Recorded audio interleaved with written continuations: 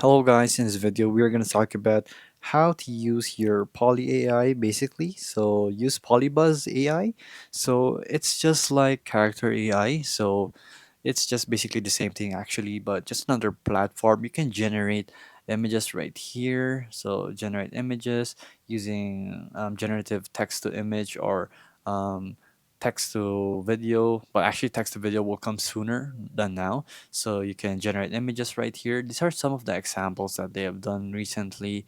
So there's also creating a character right here. We have a video on that. So you just have to create or upload a picture and then it will create a persona, or you can generate the persona for that actual character. So you can discover right here, you can chat with other people.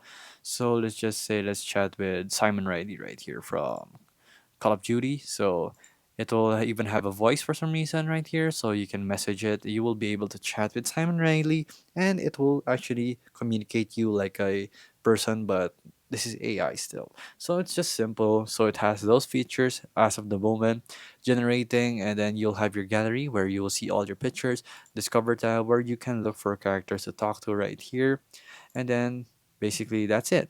And then creating your own character if you want to. So there you go guys. If this video was helpful, please hit the like button and don't forget to subscribe.